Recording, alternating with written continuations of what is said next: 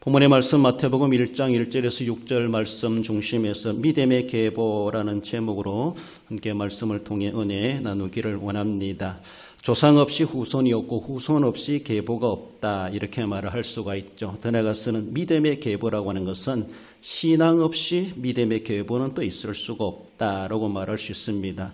세상적으로는 조상이기 때문에 후손도 있고 후손이 있기 때문에 계보가 계속 이어져 가게 되는 것 일반적인 상황이지만 그러나 사실 하나님은 그런 데 관심이 있기보다 과연 그 계보가 믿음의 계보인가라는 것에 대해서 하나님은 관심이 많으시고 어쩌면 또 하나님의 공의가 거기에 임하셔서 믿음의 계보가 아닌 것은 하나님께 인정받지 못하고 도리어 하나님의 진노를 살 수밖에 없는 계보가 이어진 만큼 그만큼 하나님 긴 세월 동안 기회를 주셨다라고 말할 수 있는데 그렇게 대가 흘러가면서도 하나님을 알지 못하고 하나님을 믿지 못하고 믿음의 계보로 전환되지 못하는 그런 모습은 하나님의 공의를 더욱더 강하게 역사되게 하시는 것이 아닌가라고 볼 수 있습니다. 조상 없이 후손 없고 후손 없이 계보가 없고 신앙 없이 믿음의 계보가 있을 수가 없다는 것을 우리는 늘 생각하며 조상도 후손도 귀중하지만 그러나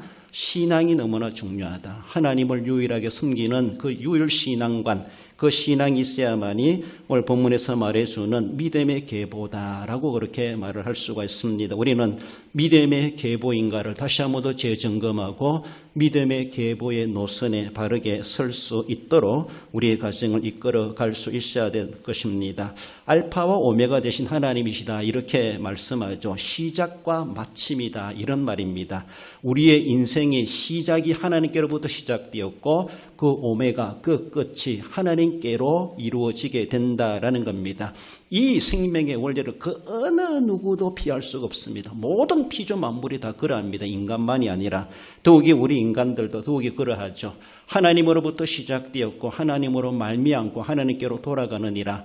로마서 11장 36절의 말씀처럼 결국은 하나님은 시작이시고 마침이신데 하나님 없이 살아가는 그 모든 삶은 결국은 하나님의 진노를 설 수밖에 없다는 것을 우리에게 또한 말씀해 주십니다. 오늘 보면은 예수 그리스도의 계보라 그렇게 1절에서 말씀하고 있는데 참으로 이것은 예수 그리스도의 계보는 다르게 보면은 인류 계보의 함축성을 가지고 있다 이렇게 말할 수가 있습니다. 바로 예수 그리스도의 계보는 온 아담으로부터 예수님 오시는 그날까지 인간 역사에 주어지는 인류의 계보가 이것을 한 가지로 예수님의 계보로 우리에게 보여준다라는 것을 우리에게 보여주고 있는데 과연 믿음의 계보가 어떤 계보인가 우리가 정말로 이어가야 될 그 계보가 믿음의 계보라고 말할 수 있는데 예수 그리스도의 계보처럼 그 계보를 이어가는 우리의 가정들 우리의 삶이 우리 교회가 되어야 할 것입니다. 먼저는 믿음의 가정을 살펴봅니다. 1절에 아브라함과 다윗의 자손 예수 그리스도의 계보라. 여러분들 역사의 이 중간점에 말하고 있죠. 아브라함과 다윗과 예수 그리스도 엄청난 세월의 차이가 있습니다. 아브라함과 다윗 그리고 다윗과 예수 그리스도이시죠. 그래서 바라볼 때 위로 조상이 있고 아래로 후손이 있다 이렇게 말할 수가 있는데 위로는 아브라함에 이르게 되고 그리고 하나님께로 올라간다라는 것을 누가복음에서 예수님의 족보를 이야기할 때 말씀해 주십니다. 누가복음 3장 38절에 보면 그 위는 에노스여 그 위는 셋이여 그 위는 아담이여 그 위는 하나님이시라. 예수 그리스도의 출생, 예수 그리스도의 탄생으로부터 기점으로 해가지고 그 족보가 어떻게 됐는가? 그 위는 누구고 그 위는 누구 그 위는 누구 그렇게 했다가 38절에 와서는 에노스요 셋이요 아담이요 그리고 하나님이시다라고 말씀하시는 것. 우리의 생명의 시작점이 어딘가? 위로 거슬러 올라가 볼 때 너나 나나 할 것 없이 모두가 다 아담에게로 모여지게 되어져 있고 그 아담을 창조하신 하나님에게로 다 모아지게 되어져 있다. 우리의 생명의 시작은 하나님께로부터 있고 생명의 근원자이신 우리 하나님이시다.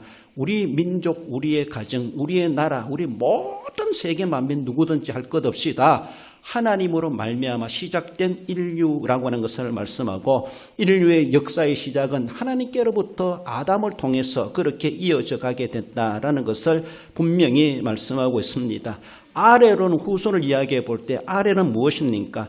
아브라함에게서 다윗에 거쳐서 예수 그리스도까지 그렇게 이루고 있는 것을 볼 수 있는데 누가복음 3장 23절에서는 예수께서 요셉의 아들이니 요셉의 위는 헬리오라고 하며 어쩌면은 낙호를 본문에 마태복음에서 말하고 있지만은 누가복음은 거꾸로 이야기해주고 있죠. 예수 그리스도가 이렇게 태어났는데 그 위는 누구고 그 위는 누구 그 위는 누구를 거꾸로 보면은 이렇게 해가지고 예수 그리스도가 탄생하셨다. 아래로 후손들의 모습을 보여줍니다. 마태복음 1장 16절에 보면은 야곱은 마리아의 남편 요셉을 낳았으니 마리아에게서 그리스도라 칭하는 예수가 나니라. 그렇습니다.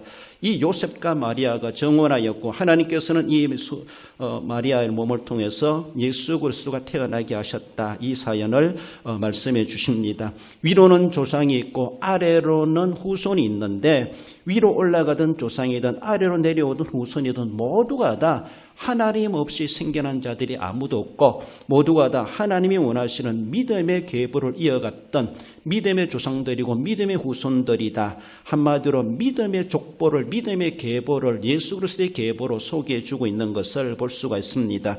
하나님으로부터 예수 그리스도까지 이르는 인간 역사가 전부를 상징하고 있죠. 하나님께서 이렇게 시작하셨고 그리고 예수 그리스도가 나시니라. 하나님으로부터 시작되어서 하나님이 알파가 되시고 예수 그리스도가 오메가 되신다는 것. 인류 역사를 함축적으로 보여주고 있습니다. 어느 누구든지 이 틀을 벗어날 자가 아무도 없다는 것이죠. 안 믿는 자라 할지라도 이 틀 안에 있음에도 불구하고 자신의 근본이 알파가 하나님이신 줄도 알지도 못하고 살아가고 있고 자신의 인생의 오메가 되신 예수 그리스도가 되신다는 것도 알지도 못하고 의식하지 못하고 살아가는 것이 알파와 오메가 되신 하나님 보실 때 얼마나 서운하시겠습니까? 저 녀석은 저의 원점도 모르고 저의 끝도 모르고 살아가는 인생들을 바라볼 때 알파 되신 하나님이시고 오메가 되신 예수 그리스도이심에도 불구하고 결국은 그 틀을 그 원리를 벗어날 자 아무도 없습니다. 부정한다 할지라도 그렇게 살아가고 있습니다. 우리는 하나님으로부터 시작되었고 예수 그리스도 우리는 다 그것을 인생을 종말을 구하게 되어져 있습니다. 예수님의 재림이 다가오고 있습니다. 이 원리 속에 이 하나님이 정하신 틀 속에 우리가 살아가고 있음에도 불구하고 그리고 사람들은 하나님을 인식하지 못하고 자신의 시작이 무엇인지 자신의 끝이 무엇인지도 알지도 못하고 살아가는 그런 모습을 바라보시는 하나님의 마음이 얼마나 서글프시겠는가라는 것을 우리에게 보여줍니다. 예수 그리스도의 계보는 우리 인류의 역사의 계보를 함축해 주고 있다라는 겁니다. 모든 인간은 하나님으로부터 시작되었고 예수 그리스도로 마감되게 되어져 있습니다. 그 이상도 그 이하도 없음이 인류의 역사라고 하는 것을 분명히 보여줍니다. 이 틀을 이 원리를 벗어날 인생은 아무도 없습니다. 특히 신자의 계보를 함축해 주고 있다 이렇게 말할 수가 있죠. 요한계시록 22장 13절에 보면 나는 알파와 오메가요 처음과 마지막이라 시작과 마침이라. 분명하게 이렇게까지도 우리 하나님은 말씀해 주십니다. 역사의 시작이요 마침이요 우리의 생명의 시작이요 마침이요 모든 것에 대해서 시작이 되시고 마침이 되시는 하나님이시다라고 하는 것을 분명히 말씀하고 있습니다. 우리는 잘 알지 못한다 할지라도 우리 조상도 올라가면 그 위는 누구요 그 위는 누구 이렇게 말하는 것처럼 그 위는 결국은 그 꼭대기는 하나님이 앉아 계십니다. 그렇습니다. 그리고 오늘이 현존하고 있는 나까지 아래로 내려다 보니까 나라는 존재가 생겨난 것이죠. 그렇습니다. 그 틀을 그 원리를 벗어날 자 아무도 없다고 하는 것을 말씀하죠. 세상 역사는 하나님의 창조로 개벽하게 되었습니다. 그리고 예수 그리스도로 말미암아 세상 역사는 막을 내리게 되어져 있습니다. 그러므로 하나님을 떠나서 인류라는 것을 말을 할 수가 없고 믿음을 떠나서 하나님을 말할 수가 없다라는 겁니다. 이 틀 속에 우리는 살아가고 있는데 과연 우리는 하나님 있는 삶을 살아가고 있는가? 정말로 믿음을 떠나서도 자신들이 만드는 신을 숨기고 있는 자신들의 하나님을 숨기고 있는 자들이 있죠. 하나님을 떠나서도 이 우리의 생명의 근원자이신 하나님이 진짜 우리가 섬기고 찾아야 될 하나님이시도 불구하고 엉뚱한 것을 자신의 생명의 근원처럼 여기고 자신이 숭배해야 될 대상으로 숨겨가는 이 세상의 사람들을 바라보실 때 하나님이 얼마나 화가 나시겠는가라는 것이죠. 근본도 모르고 종말도 모르고 끝도 모르고 살아가는 무지한 인생들의 모습을 볼 수가 있습니다. 우리는 알 것을 알아야 되고 믿을 것을 믿어야 되고, 그리고 그렇다면 우리가 어떻게 살아가야 될 것인가라는 것을 그게 자동적으로 해답이 나오게 되어져 있다라는 겁니다. 그렇습니다. 창조와 재림의 원리라는 것이죠. 창조로부터 재림으로 마감되는 겁니다. 이 계보가 아닌 인간의 계보는 하나님께 인정받을 수가 없습니다. 우리의 모든 시작은 하나님의 창조로 시작되었다. 그리고 예수 그리스도로 말미암아 우리의 모든 계보는 끝난다. 끝이 다하고 있다고 이 계보가 있는데, 이 계보를 알지 못하고, 즉 하나님이 원하 찾으시는 믿음의 계보를 이어가지 못하는 않는 그런 가정이나 그런 가문, 그런 문중, 그런 계보는 하나님께 인정받을 수가 없는 계보다라고 말할 수 있습니다. 나는 너희를 알지 못하노라, 이런 말이 있습니다. 얼마나 엄청난 두려운 일인지 모릅니다. 나는 존재하고 있는데 하나님, 나는 우리를 모른다라고 말씀하십니다. 얼마나 이것이 불행한 소리입니까? 그렇습니다. 그렇지 아니하고 도리어 디모데후서 1장 15절에서 디모데를 이야기 말해주는 것처럼 이는 거짓 없는 믿음이 내 속에도 있는 줄을 확신하노라. 그렇다 디모데야, 너는 너의 어머니 유니기가 있고 그리고 너의 할머니 로이스가 있다. 그래서 너가 믿음의 계보를 이어가고 있는 디모데다. 하나님께서 사도 바울을 통해서 디모데의 계보를 인정하지 않습니까? 이런 믿음의 계보가 돼야 된다. 즉 믿음의 가정이 돼야 된다. 그렇습니다. 조상 없이 후손 없고 후손 없이 계보가 없지만, 그러나 신앙 없이 믿음의 계보가 있을 수가 없다는 겁니다. 하나님 없는 아무리 가정의 대가 수백 대로 흘러간다 할지라도 하나님은 거기에 별로 관심이 없습니다. 수백 대가 되도록 하나님의 믿음의 기회를 주셨음에도 불구하고 하나님 없는 계보를 이어가는 것, 되려 하나님의 진노만 대가 흘러갈수록 쌓여질 수밖에 없다라는 것을 생각해 볼 때, 이제라도 주님, 우리의 근본 되신 하나님을 알고 우리의 오메가 되시는 예수 그리스도의 재림을 우리는 생각해 가며, 정말로 거짓 없는 믿음이 그 조상들에게 있었던 것처럼 내 속에도 존재하고 있는가, 우리는 그것을 분명히 확인해야 될 것이고 믿음의 가정을 세워가야 된다라는 것을 분명히 말씀하십니다. 이것이 오늘 가정을 세워가고 있는 부모된 자로서, 어른된 자로서 자녀들 가정을 그렇게 이끌어가야 될 막중한 책임이 저와 여러분들에게 주어졌다는 것을 말씀하십니다. 나아가서 믿음의 계보는 살아있는 가정임을 말씀합니다. 2절에 보면 아브라함이 이삭을 낳고 이삭은 야곱을 낳고 야곱은 유다와 그의 형제를 낳았다라고 말씀하고 계속해서 그렇게 낳고를 말씀해 줍니다. 믿음의 계보가 살아있는 가정이다라고 하는 나타내는 그 단어가 바로 낳고라는 낳고가 있다는 것입니다. 어떤 가정은 그렇게 낳았는데 더 이상 낳고가 없다라면은 족보는 거기서 끝나는 것이죠. 그렇지 않습니까?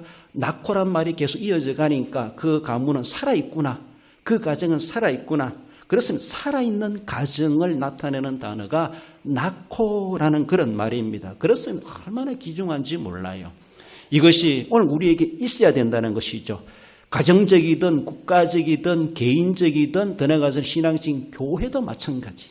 교회가 낳고라는 것이 없다라면은 그 수명은 끝을 내다볼 수밖에 없습니다. 살아있는 교회인가? 낳고가 있어야 돼요. 살아있는 가정인가? 낳고가 있어야 돼요. 살아있는 사람인가? 생산의 능력이 있어야 됩니다. 생산의 능력이 없으면은 끝날 수밖에 없어요. 나 죽으면 끝나는 거예요. 우리 가정의 믿음의 계보도 마찬가지입니다. 계속해서 영적인 자녀를 탄생시켜내야 되고 이어져 가도록 해야 되는데 낳고가 없다라는 것은 엄청난 불행일 수밖에 없고 끝을 예상할 수밖에 없다, 그렇게 말하게 됩니다. OECD 국가 거의 각 약 한 30개 국가 중에서 우리나라 출산율이 0.81명이다 이렇게 말합니다. 가인 여성, 임신하여 아기를 낳을 수 있는 그 여성들이 한 사람이 한 명도 못 낳는다는 겁니다. 0.8명을 낳는다는 겁니다. OECD 국가 중에 우리나라가 출산율이 가장 낮습니다. 출산율이 가장 낮아요. 고령화되어 있고 더 나아가 출산율이 이만큼 떨어지다 보니까 죄송합니다만은 신토부리 같은 국산품이 점점 줄어들 수밖에 없고 다문화 민족, 다민족처럼 그런 우리나라가 되어가는 것은 시대적인 상황이 아닌가라고 볼 수가 있는데 그것이 불행하다 말할 수는 없지만 그러나 정말로 오늘의 우리의 모습 속에서 출산율이 그만큼 떨어진다고 하는 것은 낙후라는 것이 약화되고 있다는 것이죠. 국가적으로 생산력이 저하되고 있다는 것이죠. 실제적인 모습에서 그만큼 여성 한 사람이 한 사람을 낳아도 본전이라 말할 수 있는데 한 사람도 한 여성이 한 애기도 안 낳는다 그렇게 말하고 있습니다. 첫 출산을 하는데 우리나라 평균적으로 작년 21년도 기준인데 32.6세 되어서 첫 아들을 첫 아기를 낳는다는 32.6세가 되어서 이러니까 출산의 연령도 늦어지고 더 나아가서는 출산하는 아이의 수도 줄어들고 있고 이런 모습 속에서 계속해서 하락의 추세를 겪고 있는 우리의 나라의 그런 모습입니다. 이래가지고 무슨 나라가 장래가 있겠는가? 새로운 정부도 들어서지만 이런 상황에 대해서 어떤 대책을 세우는지 모르지만은 출산율을 높여갈 수 있어야 되고 그리고 정말로 제때 우리 청년들이 결혼할 수 있는 환경과 형편이 조성되어지고 자녀를 낳으면 얼마든지 양육할 수 있고 직장생활도 할 수 있고 얼마든지 그런 혜택들이 주어져 가야 되는데 죄송합니다만은 고령들을 위해서도 복지가 필요하지만은 이런 젊은 청년들 일자리라든 청년들에 대한 삶의 환경 인프라를 구축해 주는 것도 국가적인 국책으로 인해서 그것을 세워가야 되지 않겠는가 그런 생각을 해봅니다. 교회도 마찬가지죠. 교회에 대한 어떤 대책이 있는가라고 생각했을 때 사실은 국가의 을매에 살아가는 우리의 모습이다 보니까 이런 영향을 우리가 또한 받을 수밖에 없는 그런 가운데 놓여져 있다라는 겁니다. 살아있는 가정이라고 하는 것은 낙후가 계속 이어져 가는 겁니다. 낙후가 되다가 뜸된다. 이 낙후의 주기의 기간이 멀어진다는 그 자체가 그만큼 후손이 번성하는 것이 약화되고 있다라는 것을 보여주고 있습니다. 얼마나 안타까운지 몰라요. 그렇습니다. 아브라함이 이삭을 낳고 이삭은 야곱을 낳고 야곱은 유다와 그의 형제를 낳고 계속해서 낳고 해가지고 예수 그리스도가 나니라 이렇게 말씀하고 이것이 우리 인류의 역사가 이어져가는 삶의 사이클이고 주기고 우리가 반드시 이어가야 될 모습인데 그러하지 못하다는 것이죠. 예수님 재림하시는 그날까지 낙후의 기간을 우리에게 주셨습니다. 과연 그 낙후의 기간을 얼마나 우리는 그걸 잘 바르게 하나님의 주시는 그 축복 그대로 우리가 활용하고 있는가를 생각해 봐야 되죠. 교회적인 모습도 마찬가지입니다. 육신의 자녀는 생산하지 못한다 할지라도 과연 영적인 자녀는 내가 어떻게 생산하고 있는가? 영적인 자녀를. 영적인 태인자를 내가 품고 있고 영적인 나의 전도 대상자를 품고 있고 한 영혼을 내가 탄생시키기 위해서 얼마나 내가 낙후의 족보를 써갈 수 있도록 내가 거기에 역할을 어떻게 하고 있는가? 영적인 가임 여성임에도 불구하고 생산을 거부한다는 것이죠.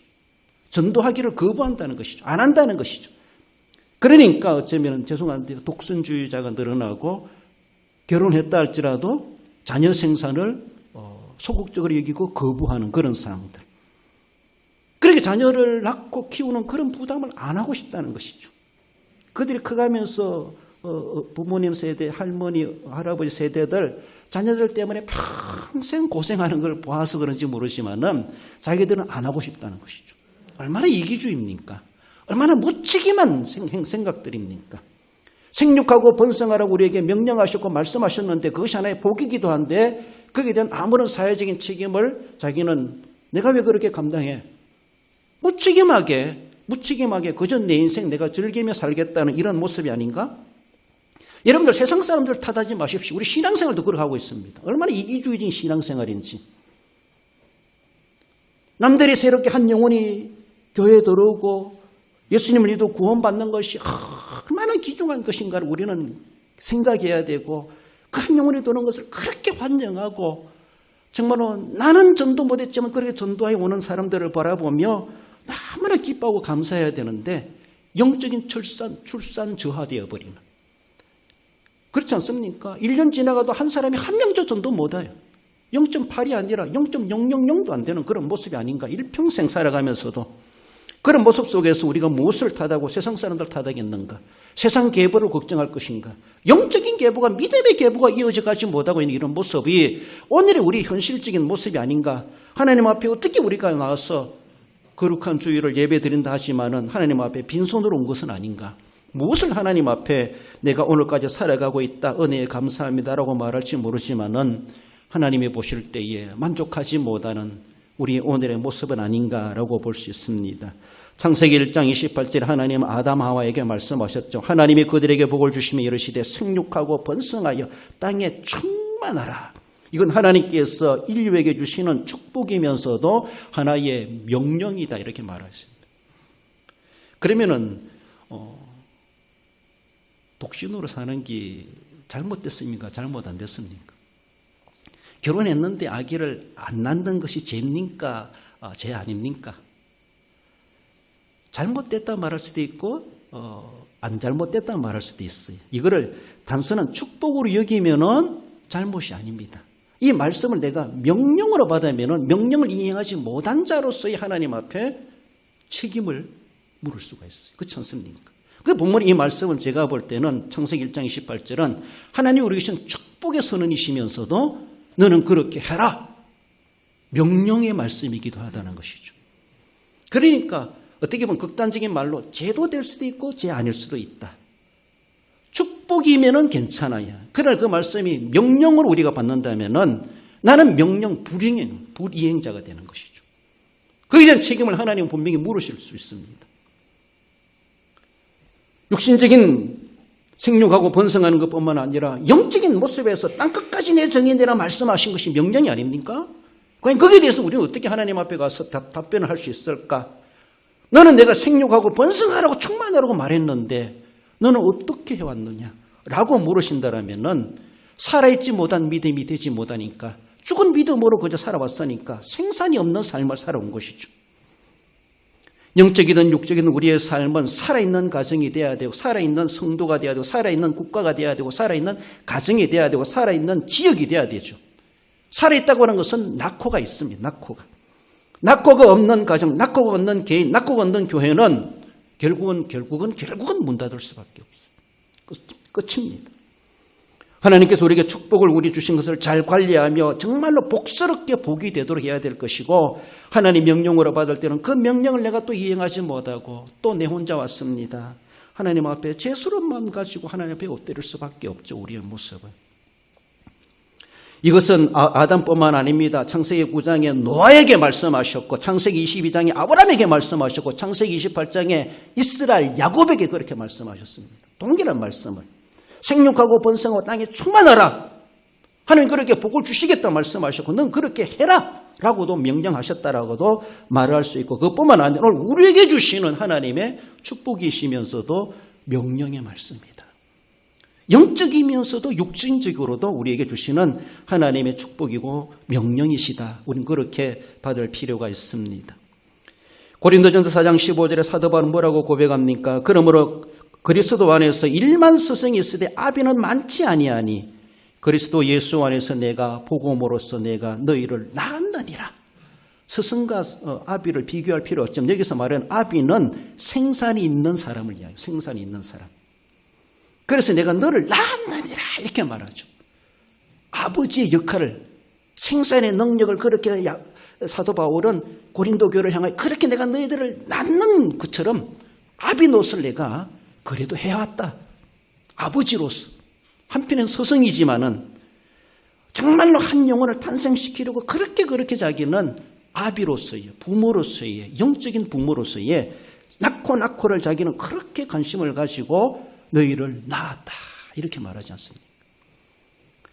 갈라디아서 4장 19절에 보면은 나의 자녀들아 너희 속에 그리스도의 형상을 이루기까지 다시 너희를 위하여 해산의 수고를 하노니 계속해서 사도 바울은 낳으려고 어떻게 하든지 낳으려고 한 영혼을 어떻게 낳으려고 내 몸 지키고 피 흘리고 해산의 고통의 수고가 있다 할지라도 마다하지 아니하고 나는 그래서라도 내 몸을 찢어서라도 내 몸에 피를 흘려서라도 내 몸에 아픔을 겪으면서라도 내가 고난과 사람들에게 핍박을 당한다 할지라도 한 영혼이 탄생되기를 나는 낙호의 사역을 하고 있다. 그것을 나는 마다하지 않을 수 없다. 나는 그것을 결코 마다할 수 없다. 우리 하나님께서 우리를 하나님의 자녀 삼으신 것은 혈과 육으로 된 것이 아니라 하나님께로 난 자들이라 요한복음에서 1장에 말씀하죠. 하나님 우리를 낳으셨다 이렇게 말씀하십니다. 우리를 낳기 위하여서 어떤 피 흘림의 살찌김을 당하셨습니까? 예수 그리스도의 십자가에 피 흘리시고 살찌키심으로 인해서 우리를 그렇게 낳아주신 것이죠. 혈과 육으로 된 것이 아닙니다. 하나님의 자녀가 된 것은. 하나님 우리를 낳으셨느니라. 어머님이 아기를 낳기 위해서 살찌져야 되는 것처럼, 피 흘려야 되는 것처럼, 그 고통을 느껴야 되는 것처럼 우리 하나님께서도 우리를 하나님의 자녀로 탄생케 하기 위해서 예수 그리스도를 찢어가면서, 피 흘려가면서, 죽여가면서 우리를 그렇게 탄생시켜 주셨다. 하나님께서도 낳는 사역을, 구속의 사역이죠. 우리를 낳아주시는 사역을 지금도 하고 계십니다. 지금도. 하나님은 살아계신 하나님입니다. 살아계신 하나님, 폐경된 하나님이 아닙니다. 계속해서 가임의 역사가 나타나시는, 지금도 한 영혼을 탄생시켜 가시는 그 사역을 하나님 지금도 내가 너희를 낳고 있다라고 말할 수 있습니다. 그 사역을 하나님 지금도 행하여 가시고 세상에 세우신 교회가 산모가 되어 가시고 하나님의 교회로 인하여서 하나님 계속해서 한 영혼이 낳고 태어난 자녀가 그도 장성하여서 또 낳고 계속해서 나아가는 그런 삶, 그런 교회가 되어야 되고 그런 가정이 되어야 되고 그런 우리의 육신적인 삶뿐만 아니라 영적인 생활이 되어야 된다라고 하는 것을 말씀하십니다. 예수님께서 그렇게 낳아주심으로, 예수님을 통해 우리를 낳아주심으로 우리가 하나님의 자녀가 되었고 우리가 영생을 소망하고 부활의 소망을 가지고 살아가게 된 것이 얼마나 귀한 일인지 모릅니다. 그러므로 나만이 그런 은혜를 입을 것이 아니라 아직도 영적으로 태어나지 못한 그 한 영혼들을 우리는 어떻게 하든지 그리스도께로 인도해서 그들로 하여금 예수님의 보혈의 능력을 힘입어 그들도 내가 낳았느니라. 우리 하나님께서 말씀하시는 것처럼 그렇게 구원으로 우리는 인도해내는 것, 그것이 바로 우리가 또한 낳고의 계보를 써가는 또 한 사람이다라고 말할 수가 있습니다. 우리는 살아있는 가정으로서, 살아있는 개인으로, 살아있는 성도로서 우리가 진짜 믿음의 계보를 이어갈 수 있는 자들이 되어야 할 것입니다. 마지막으로 믿음의 계보는 쓰임받는 가정임을 말씀하고 있습니다. 6절 말씀에 보면은 이새는 다윗왕을 낳으니라.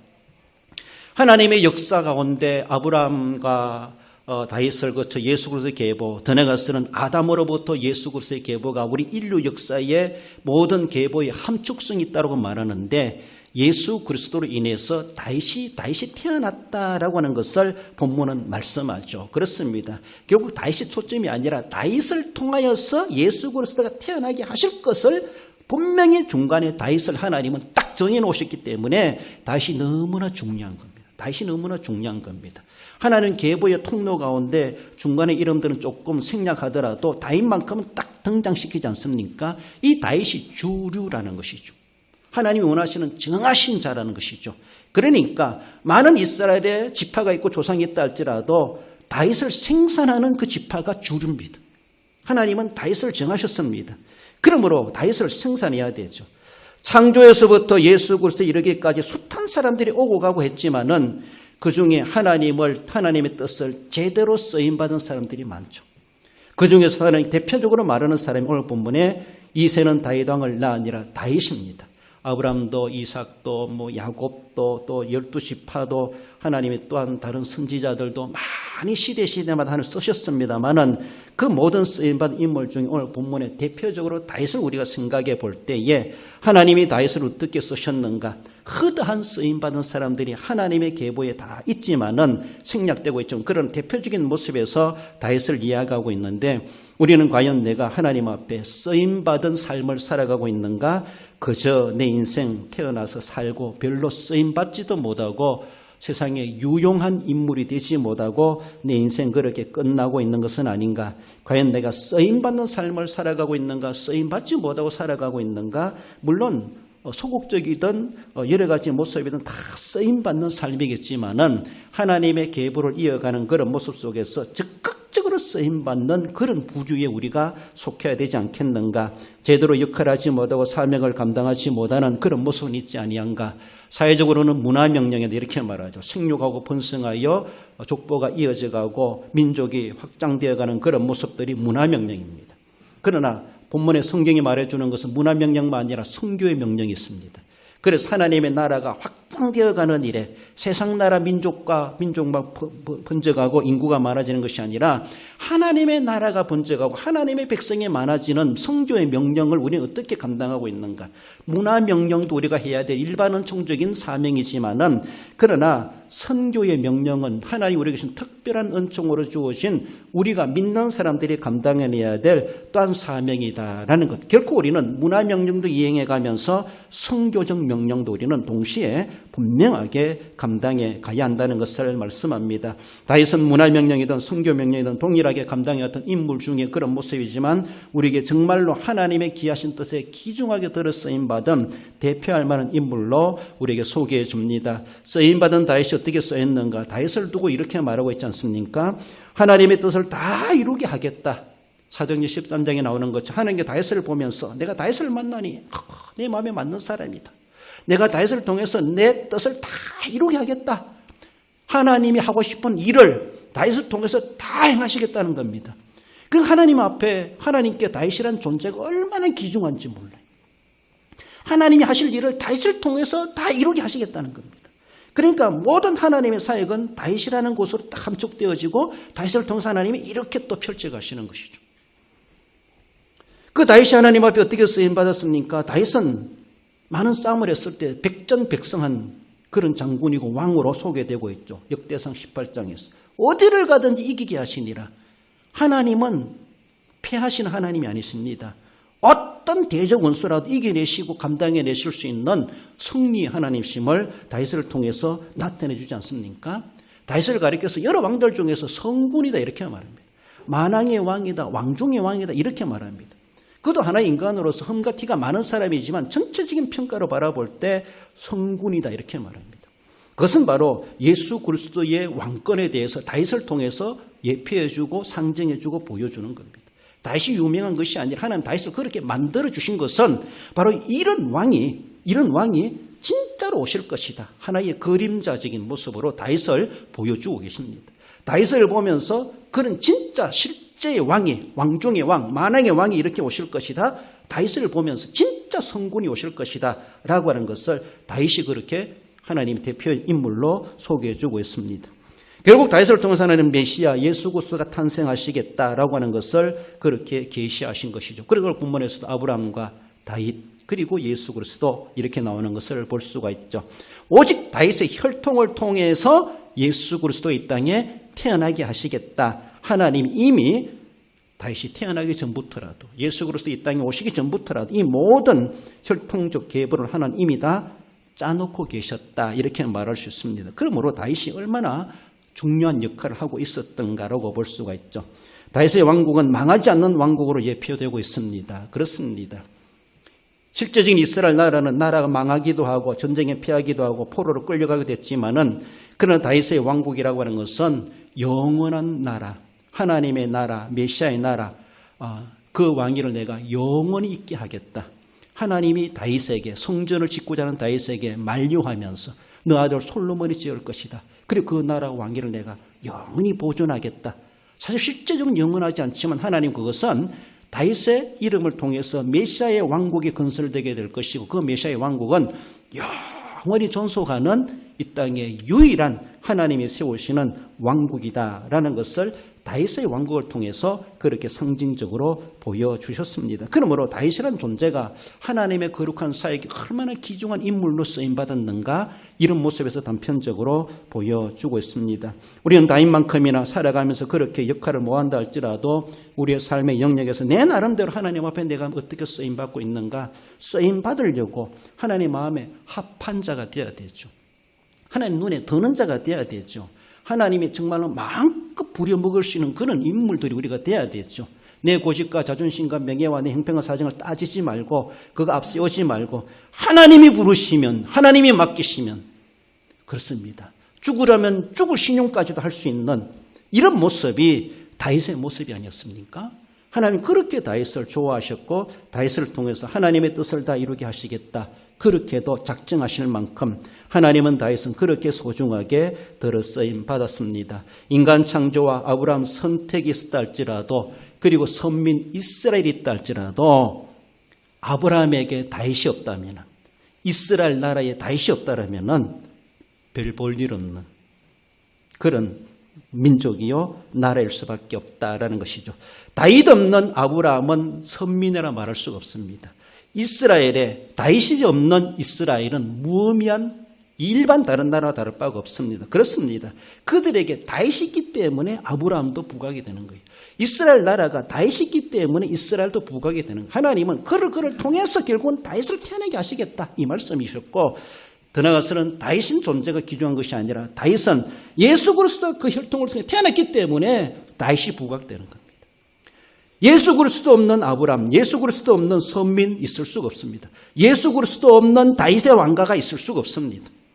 결국은 하나님께서는 예수 그리스도 이 땅에 보내시는 것, 예수 그리스도의 계보라라고 말씀하신 이것을 위하여서 그 앞에 다윗을 쓰셨고 아브라함을 선택하셨고, 그래서 우리에게 생육하고 번성하라 이 사명을 주셨다라는 것. 과연 내게는 다윗이 있는가? 나로 인하여서 다윗이 태어나고 있는가? 나로 인해 다윗이 생겨나고 있는가? 내 신앙생활 속에서 다윗을 탄생시키지 못한다면은 아브라함도 저리 가라, 이스라엘도 저리 가랍니다. 다윗 없는 아브라함이 있을 수가 없습니다. 다윗이 없는 선민 이스라엘이 있을 수가 없습니다. 그 다윗은 예수 그리스도를 탄생케 하는 자이기 때문에. 그렇죠? 그렇습니다. 좀 더 나가서 본다면은 예수님 없는 교회, 예수님 없는 신앙생활, 예수님 없는 인생은 아무것도 아닙니다. 어쩌면은 없으면 더 좋을 것처럼 예수님 없이 살아가는 그 인생이 얼마나 하나님 앞에 불행한 모습일까라고 하는 것을 생각해 볼 때 상상할 수도 없는 일이다라는 것입니다.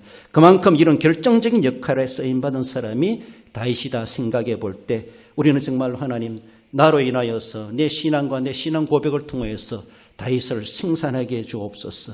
그러니까 나라는 존재가 의미가 있고 하나님 앞에도 존중받을 존재가 된다는 것입니다. 그렇습니다. 쓰임받아야 되죠. 내가 그런 역할을 해야 되죠. 내가 이새가 돼야 되고 내가 다윗이 돼야 되고, 다윗 이름만이 아니라 하나님의 뜻을 다 이루는데 쓰임받는 우리의 모습이 돼야 되죠. 그렇게 쓰임받는 가정이 돼야 되고, 개인이 돼야 되고, 교회가 돼야 되고, 가문이 돼야 되고, 지역이 돼야 되고, 나라와 민족이 돼야 되죠.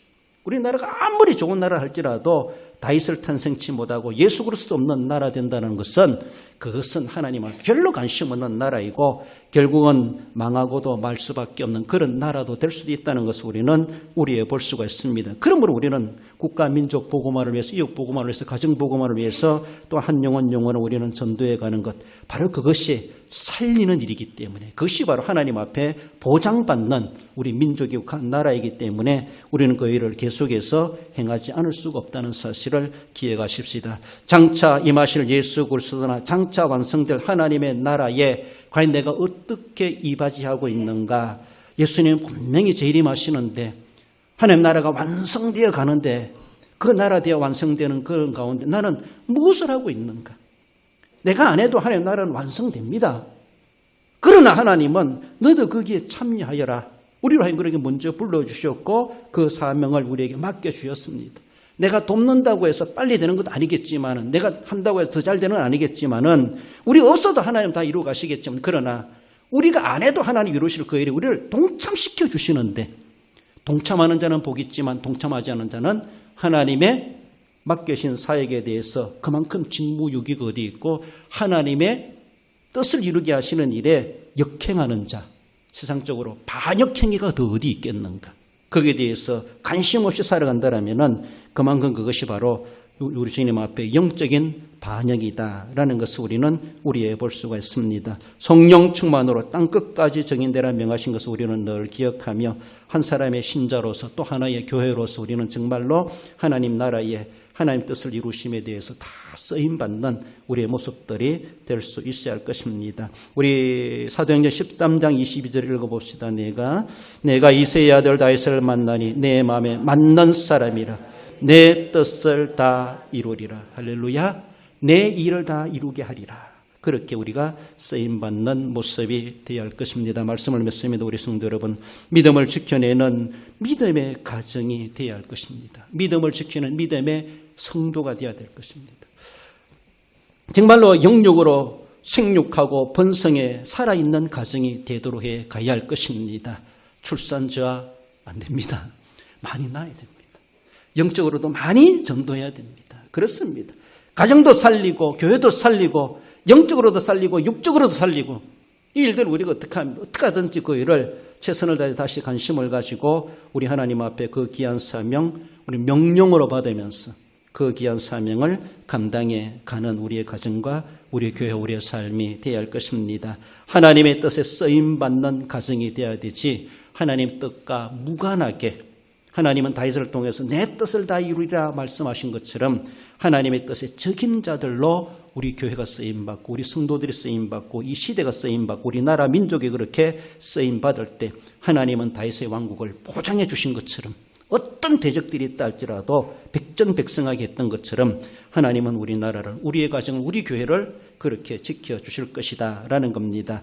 그리스도의 재림까지 이어지는 믿음의 계보이라는 것을 우리는 늘 기억하며 주님 재림하면 더 하고 싶어도 못합니다. 주님 재림하심이 언제인지 알 수 없지만 다가오고 있다는 것을 우리는 늘 생각하며 정말로 재림식까지 계승해야 될 믿음의 계보를 이어가야 될 막중한 책임이 있는 자들로서 오늘의 생존자로서 그 귀한 삶을 신실히 감당해 가심으로 하나님이 정말로 아브라함을 통해서 다윗을 통해서 예수 그리스도의 계보가 이어가게 하셨던 것처럼 이 시대의 영적인 예수 그리스도의 계보를 이어가는 데 중요한 또 하나의 고리로서의 인생으로서 귀중하게 들어 쓰임 받으시고 그 은혜와 복과 능력을 경험하며 승리하며 살아가시는 우리 성도 모두가 되시기를 주님의 이름으로 축원드립니다. 기도하십시다. 주신 말씀 기억하며 하나님 믿음의 계보를 말씀하셨는데 아브라함과 다윗의 자손 예수 그리스도의 계보 오늘도 우리에게 말씀하심을 믿습니다. 알파와 오메가 되신 하나님 오늘도 알파 되신 하나님으로부터 우리 인생이 시작되고 오메가 되신 예수 그리스도 재림까지 우리의 계보가 이어갈 텐데 하나님은 생산력이 있는 가정이 되고 교회가 되게 하시고 신자가 되게 하시고 쓰임받는 우리의 삶이 되고 그래서 믿음의 가정, 살아있는 가정, 쓰임받는 가정 우리의 개인과 신앙의 삶, 우리의 교회 되기 위해서 우리 함께 결심하는 마음으로 가슴에 손을 모으고 기도하십시다. 고마우신 우리 하나님 아버지 은혜를 감사드립니다.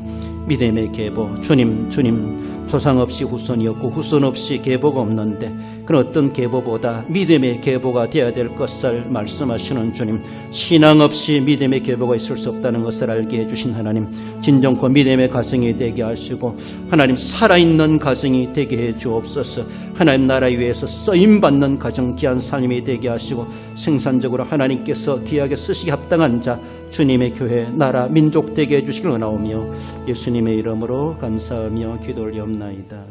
거룩하신 우리 하나님 은혜를 감사드립니다. 예수 그리스도의 계보를 아브라함으로부터 다윗에 거쳐 이렇게 이어져 왔다라고 말씀하시는 것처럼 오마이가 되신 우리 주님 오시는 그날까지 진정코 우리의 가정과 우리의 교회와 나라와 민족이 진정코 믿음의 계보를 써갈 수 있도록 우리 하나님 역사해 주시고 살아있는 가정들이 되게 하시고 살아있는 교회가 되게 하시고 살아있는 신자들이 되게 해 주옵소서. 주님 오시는 그날까지 소중하고 귀중하게 위대하게 들어 쓰임받고 하나님의 기적과 능력을 체험하며 살아갈 수 있는 우리 모든 성도들 또한 우리 대한교회와 우리 대한민국 되게 해 주옵소서. 몸이 아파 손을 얹어 기도하며 손에서 가슴에 손을 모아 기도하오니 우리 하나님 믿음대로 기도대로 소원대로 되게 하여 주시기를 원하오며 예수님의 이름으로 기도드리옵나이다.